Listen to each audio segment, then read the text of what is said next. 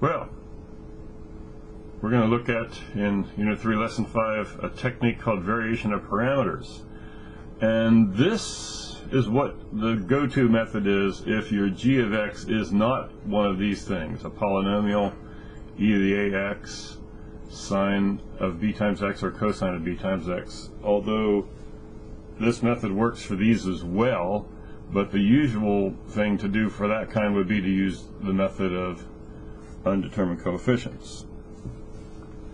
So here's the method for variation of parameters. So given any second order linear differential equation, we can fool around with it and make it look like y double prime plus p of x times y prime plus q of x times y equals f of x. Just use a little algebra. And we already know how to find the yc when p of x and q of x are constants, and that's not a problem.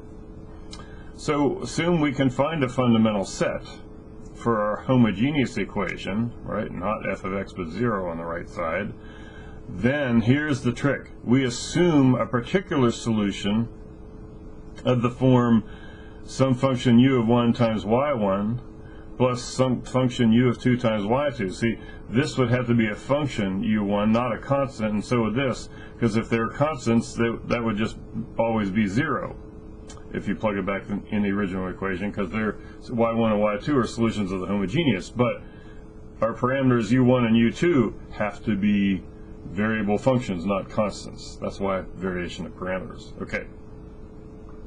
Well, if we assume this, if we make this assumption, then to plug it back into our equation, we're going to have to find a couple derivatives of it. So, first derivative, first d second, here it is, plus second d first, here it is, and then first d second, here that is, plus second d first, here that is. Okay, sorry, this part. So then finally we need a second derivative of this animal. So I guess instead of me giving you the details, you could figure out, I think, how this is the second derivative. And here they go back in the original equation. Here's the second derivative plus p of x times the first derivative plus q of x times the function itself, and that equals our function f of x. Now, we can rearrange this a little bit. Take all the terms with u1 in them. See, that's this one and this one. No, that's the same one. Sorry, this one and where are they? This one, right? u1 would be y double prime plus p of x, y prime plus, look, here's another one with u1 in it, plus q of x times y1. So there's u1 factored out of all those terms, and then u2 times all the terms that with u2. So let's see, where's u2? That would be,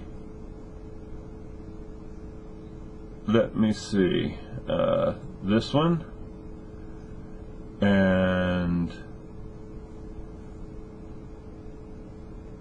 p of x times this one and q of x times this one. That's all the terms with u2 in them, and there it is.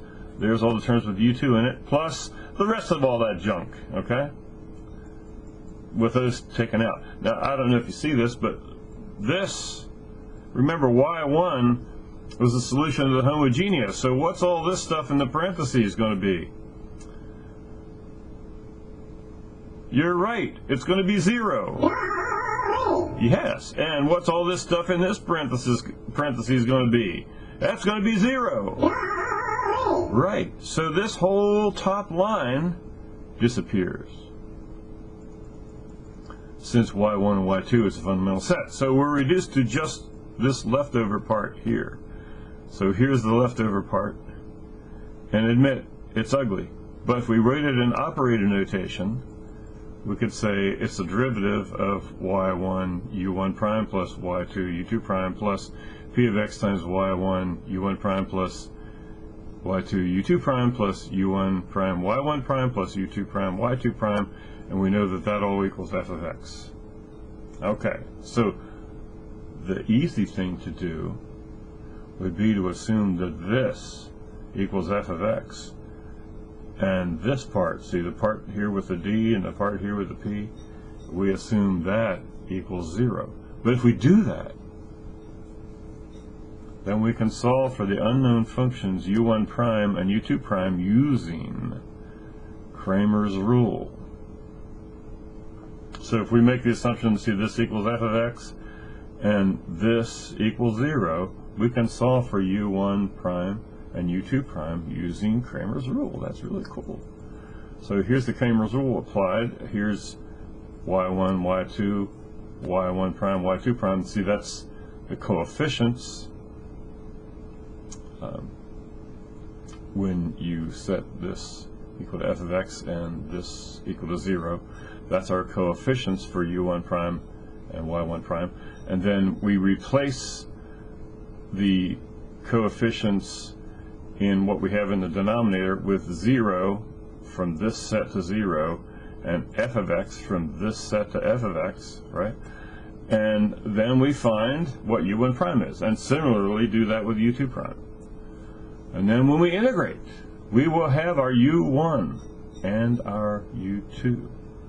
So just a refresher for Cramer's rule if you don't remember this. Suppose we have a square matrix M and it's non-singular, and the matrix equation M times vector x equals vector b. Then if x equals x1, x2, blah, blah, blah, blah, blah, down to xn, is a solution for the fixed vector b, this one, right? This one.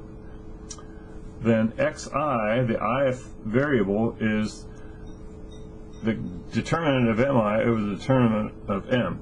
Determinant of m is the determinant of the coefficient matrix. This mi is the matrix m, but with the ith, if there's such a thing as ith, I think there is, the ith column, I won't do that, with the ith column replaced by our solution vector b. So you probably have done that at some point in the past. So once we get our u1 and our u2, then remember what u1 and u2 were. They were multipliers for y1 and y2, and that gives us our particular solution. Yes, so next video we'll look at an example.